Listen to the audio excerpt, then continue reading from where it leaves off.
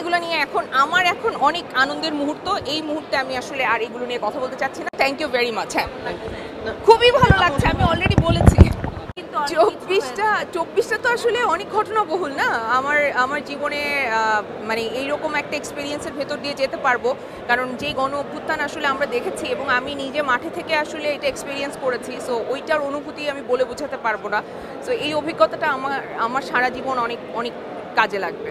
খুবই পজিটিভলি আমি দেখছি, কারণ মাত্র 3-4 মাস হয়েছে। এই এত অল্প সময় আসলে অনেক কিছু করা সম্ভব না, যতটুকু হয়েছে ততটুকু। আমি ভীষণ পজিটিভলি দেখছি আসলে, কারণ আমি আমার দেশকে ভীষণ ভালোবাসি। আমি মনে করি যে আমার দেশের যত কিছু অনিয়ম আছে, যত কিছু অন্যায় অত্যাচার হয়েছে, সেগুলোর বিচার হবে এবং যেই অনিয়মগুলো হচ্ছে সেগুলোর সঠিকভাবে এটা চেঞ্জ হবে এবং আমরা একটা সুন্দর দেশে বাস করব। এটিকে বেস করে কন্টেন্ট ক্রিয়েটরদেরকে বেস করে দেওয়া হচ্ছে, তো সেক্ষেত্রে এটা ভীষণভাবে একটা আমার কাছে সিগনিফিকেন্ট অ্যাওয়ার্ড।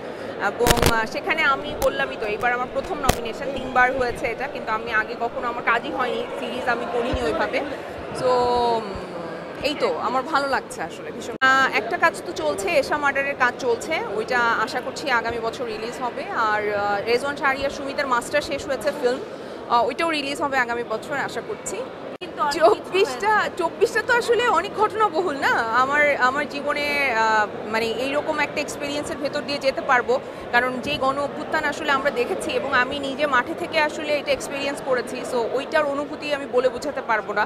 সো এই অভিজ্ঞতাটা আমার সারা জীবন অনেক অনেক কাজে লাগবে। আমি ভীষণ পজিটিভলি দেখছি আসলে, কারণ আমি আমার দেশকে ভীষণ ভালোবাসি। আমি মনে করি যে আমার দেশের যত কিছু অনিয়ম আছে, যত কিছু অন্যায় অত্যাচার হয়েছে, সেগুলোর বিচার হবে এবং যেই অনিয়মগুলো হচ্ছে সেগুলোর সঠিকভাবে এটা চেঞ্জ হবে এবং আমরা একটা সুন্দর দেশে বাস করব। খুবই পজিটিভলি আমি দেখছি, কারণ মাত্র 3-4 মাস হয়েছে। এই এত অল্প সময় আসলে অনেক কিছু করা সম্ভব না, যতটুকু হয়েছে ততটুকু। পরিমাণে সম্মান এই সরকারের কাছ থেকে পেয়েছি, সেটা আমার কাছে অনেক বড় ব্যাপার। কারণ শুধু সরকারি দলের লোক আছেন তারা না, শুধু সরকার পক্ষের লোক যারা আছেন তারা না, শুধু আমি প্রত্যেকটা রাষ্ট্রের নাগরিকের কাছে যে পরিমাণে সম্মান পেয়েছি, সেটা অনেক অনেক অনেক বড় পাওয়া আমার জন্য। আর আমাকে আসলে অনেক জায়গায় বলেছে, অনেক জায়গায় ডেকেছে, আমন্ত্রণ জানিয়েছে, কিন্তু আমি বিনয়ের সাথে আসলে ফিরিয়ে দিয়েছি। কারণ আমার কাছে মনে হয়েছে যে আমি অভিনয়টাই করে যেতে চাই, আর যেমন আছে আমি তেমনই থাকতে চাই।